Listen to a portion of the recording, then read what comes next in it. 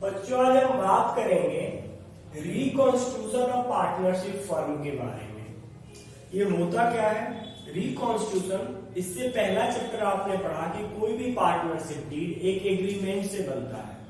बिना एग्रीमेंट के partnership deed नहीं बन सकता। वो एग्रीमेंट ओरल भी हो सकता है और एग्रीमेंट रिटर्न भी हो सकता है। नॉर्मली रिटर्न ही होता है। तो जब भी कुछ चेंजिंग आएगा पार्टनरशिप डीड में, ठीक है, तो रिकॉन्स्टिट्यूशन होगा। किन किन सिचुएशन में अपने पार्टनरशिप डीड में चेंजिंग आएगा कि पुराना पार्टनरशिप डीड काम नहीं करेगा, नया पार्टनरशिप डीड बनेगा। 5 सिचुएशन है। Change in profit sharing ratio. Partners के बीच में पहले किसी और रेशो में प्रॉफिट बांटा जाता था, लेकिन आने वाले फ्यूचर में वो अपने प्रॉफिट को किसी और रेशो में बांटना चाहते हैं। आपस में समझौता हुआ, दोबारा से एग्रीमेंट हुआ कि प्रॉफिट शेयरिंग रेशो चेंज किया जाएगा, तो भी रिकॉन्स्टिट्यूशन ऑफ पार्टनरशिप फर्म है। उसके अलावा कोई नया पार्टनर आएगा तो भी पुराना partnership deed put to end हो जाएगा, नया पार्टनरशिप बनाना पड़ेगा। इसी तरह से रिटायरमेंट के केस में, डेथ के केस में और अमलगमेशन ऑफ 2 पार्टनरशिप फर्म के केस में, इन केस में पुराना पार्टनरशिप डीड काम नहीं करेगा, नया पार्टनरशिप डीड बनाना पड़ेगा। इसी को कहते हैं reconstitution of partnership firm. Reconstitution of partnership firm in English old partnership deed, old partnership agreement put to end and new partnership deed come into force। Hindi में पुराने पार्टनरशिप डीड खत्म हो जाता है और नया पार्टनरशिप डीड बनाना पड़ता है। इन 5 सिचुएशन में होता है। ये सबके सब बेटा एक चैप्टर है। मजे की बात ये है कि 5वां पॉइंट आपको पढ़ना नहीं पड़ेगा। ये बीकॉम सेकेंड ईयर में है। अच्छा सर मौज की बात है। कोई मौज की बात नहीं बेटा, पढ़ना तो है ही। ये 4 पॉइंट पढ़ने हैं। ऑन एवरेज 15 से 20 नंबर के चैप्टर हैं। कुछ पॉइंट पिक करके ही 15-20 नंबर के ये पॉइंट क्लियर हो जाते हैं। ठीक है, एक एक चैप्टर के बारे में बात करेंगे। अब बात आता है change in profit sharing ratio को। मैं यहां से स्टार्ट करता हूं। Change in profit sharing ratio, जब भी किसी पार्टनर के रेशो में चेंजिंग आएगा तो मुझे क्या क्या कैलकुलेशंस करने पड़ेंगे, क्या क्या एडजस्टमेंट करना पड़ेगा। तो पहला calculation of gaining oblique sacrificing ratio. Sir आपने ऐसा क्यों लिखा? बेटा जब एक पर्सन गेन करेगा तो दूसरा पर्सन सैक्रिफाइस करेगा। एक गेन करेगा तो दूसरा सैक्रिफाइस करेगा, तो रेशो हो सकता है गेनिंग भी निकले और सैक्रिफाइसिंग भी निकले। केस में भी कुछ भी हो सकता है। मैं इसको समझाऊंगा एक एक करके। पहले ये समझते हैं चैप्टर क्या है, चैप्टर में करना क्या क्या है। मुझे गुडविल की वैल्यूएशन करना है, पुराने रिजर्व एंड सरप्लस को बांटना है मुझे, और लॉसेस को भी, असेट्स और लायबिलिटीज की दोबारा से वैल्यूएशन करनी है, और कैपिटल का एडजस्टमेंट भी करना पड़ सकता है। ये 5 पॉइंट है। ठीक है, ये आपको पढ़ने पड़ेंगे। नोट्स की कोई दिक्कत नहीं है, उतारने की कोई जल्दीबाजी नहीं। आपको रिटर्न में नोट्स मिल जाएगा, बस व्हाट्सएप करना पड़ेगा 9013904141 पे। ओके, ठीक है, आप बस यहाँ पे समझ लो। अब मैं एक एक पॉइंट करके बात करता हूं बेटा। ठीक है, सबसे पहले मैंने बताया reconstitution of partnership firm 5 situation में होगा। अब मैंने पढ़ाया कि पहला चैप्टर कि change in profit sharing ratio, तो मुझे किस किस चीज की कैलकुलेशन करना पड़ेगा। अब मुझे बस आपको इतना समझाना है कि ये सारे कैलकुलेशन होंगे कैसे। खत्म। एक चैप्टर नहीं, पूरे के पूरे चारों चैप्टर खत्म हो जाएंगे यदि ध्यान ढंग से दे लोगे तो। ये चैप्टर समझ में आएगा जब ही रिमेनिंग चैप्टर समझ में आएंगे, नहीं तो नहीं आएंगे। हर किसी पे इंडिविजुअली मेहनत नहीं करना है। तो मैं स्टार्ट करता हूं। अब पॉइंट नंबर 1 से कैलकुलेशन ऑफ सैक्रिफाइसिंग रेशो या गेनिंग रेशो से। ओके, वैसे तो देखो मैं बोलते रहता हूं, लिखते रहता हूं।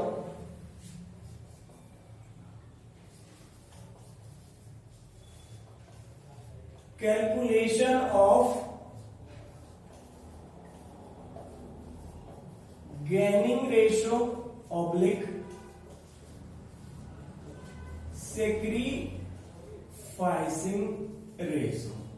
सर नोट्स क्या ऐसी गंदी राइटिंग में मिलेगी? यस बेटा, मेरा कोई डिमेरिट है तो मेरी राइटिंग ही डिमेरिट है, इसलिए इस गंदी राइटिंग में ही आपको नोट्स मिलेगा, लेकिन समझ में आएगा। आप लोग कहोगे तो किसी और से लिखवा के भी दे सकता हूं, चलो ठीक है।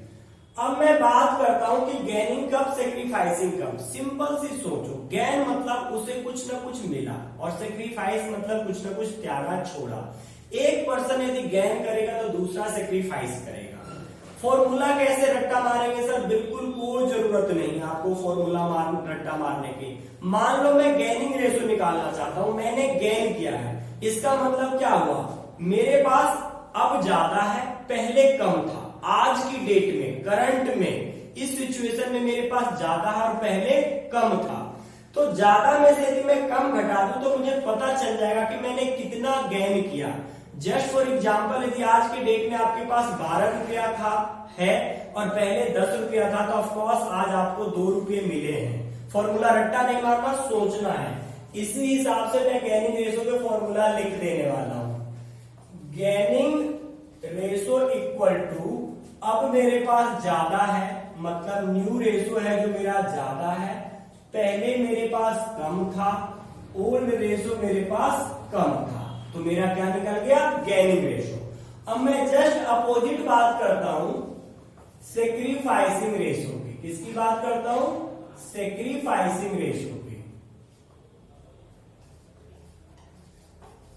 सेक्रीफाइसिंग में सोचो, सेक्रीफाइस मतलब मैंने कुछ ना कुछ त्यागा है, सरेंडर किया है। सारे वर्ड को ध्यान रखना, सेक्रीफाइस, सरेंडर, बेब ऑफ, ये सब एक ही वर्ड है इंग्लिश में। इन सब का मतलब होता है त्याग करना, छोड़ना।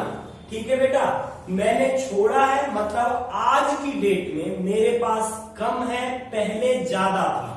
मैं ज्यादा में से कम घटा देता हूं, मुझे पता चल जाएगा मैंने कितना छोड़ा है। मतलब पहले ज्यादा था, old ratio minus new ratio.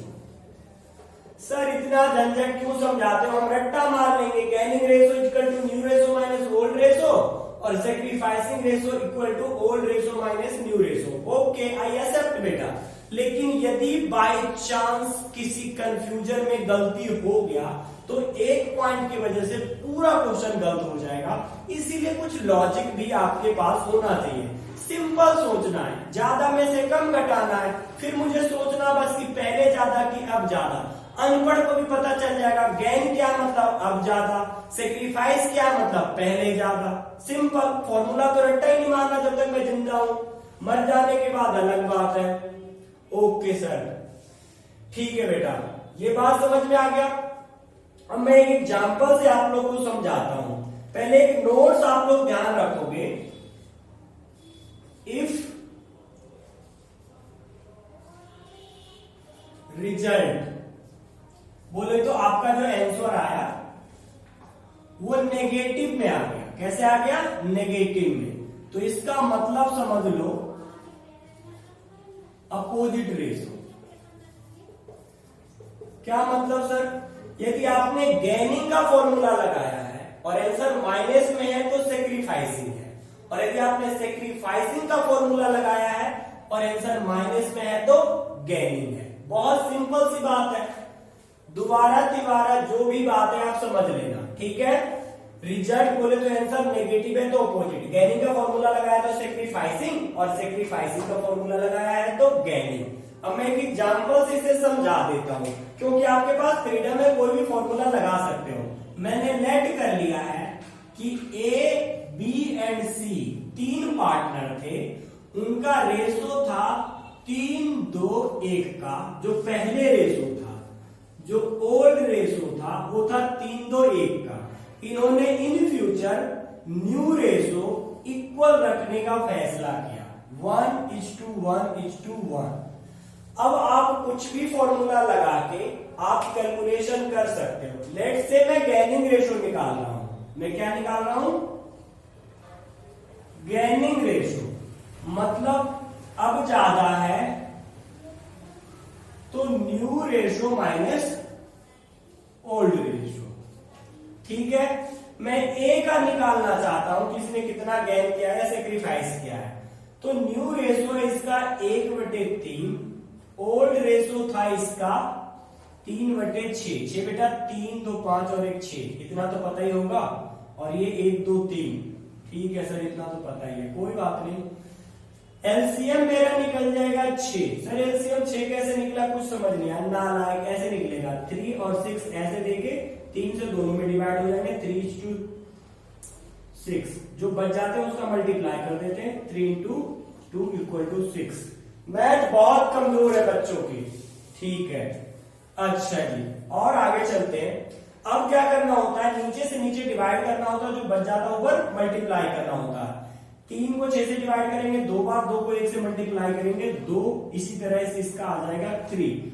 अच्छा जी अब क्या आ जाएगा बेटा, ये -1/6। देखो मैंने फॉर्मूला गैनिंग का लगाया है, आंसर माइनस में है, मतलब सेक्रीफाइस किया है इसने, यही समझाना चाह रहा था मैं।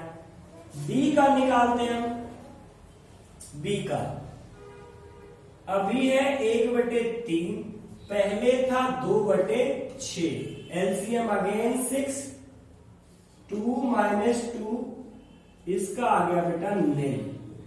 सी का देखते हैं, सी का कितना है जी करंट में 1/3, पहले था 1/6, एलसीएम 6, 3 2 जा और 6 1 जा, ये आ गया 1/6। मैंने फॉर्मूला जो लगाया है पॉजिटिव आए तो वही रहेगा, नेगेटिव में अपोजिट जाएगा। गैनिंग का लगाया था तो ये आ गया जी गैन। इसी क्वेश्चन को मैं दूसरे फॉर्मूला से करके दिखाऊंगा, आंसर सेम आएगा। जिसने गैन किया उसने गैन और जिसने सेक्रीफाइस किया उसने सेक्रीफाइस। बस आपको ध्यान देना पड़ेगा इस पॉइंट में कि जो फॉर्मूला आपने लगाया है नेगेटिव आ गया तो उसका अपोजिट, गैनिंग का लगाया था नेगेटिव आ गया तो सेक्रीफाइसिंग, गैनिंग का लगाया था पॉजिटिव है तो गैनिंग ही है। अब मैं सेक्रीफाइसिंग का लगा देता हूं। कोई भी फॉर्मूला आप लगा सकते हो बेटा, इसमें कोई दिक्कत नहीं है, सेम ही आंसर आने वाला है। बस आप लॉजिक ध्यान रखो, ज्यादा में से कम, और बस इतना सोच लो पहले ज्यादा कि अब ज्यादा। अब मैं निकालता हूं sacrificing ratio equal to, sacrifice क्या है, मतलब मेरे पास पहले ज्यादा था अब कम है, पहले ज्यादा था और अब कम है, तो old ratio minus new ratio, old ratio minus new ratio, ठीक बात है, पहले ज्यादा अब कम। अब मैं ए का निकालता हूं, ठीक है।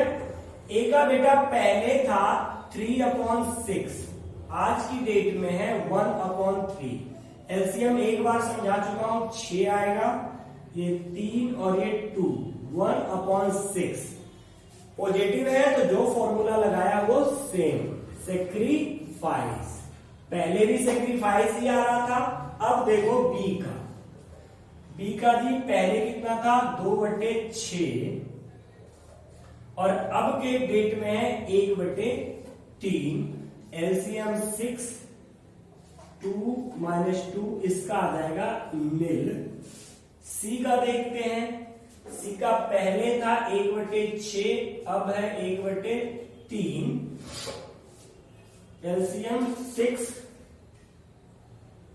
ये आ जाएगा 1 और ये आ जाएगा माइनस में 2, तो ये आ जाएगा -1/6। मैंने क्या पढ़ाया है, फॉर्मूला मैंने लगाया है सेक्रीफाइसिंग का, तो माइनस में आ गए तो क्या आ जाएगा गैन। इतने पॉइंट पे मुझे पहले रिव्यू चाहिए, फिर मैं आगे चलूंगा बहुत अच्छे तरीके से, ठीक है। इतना बात समझ में आता है कि नहीं?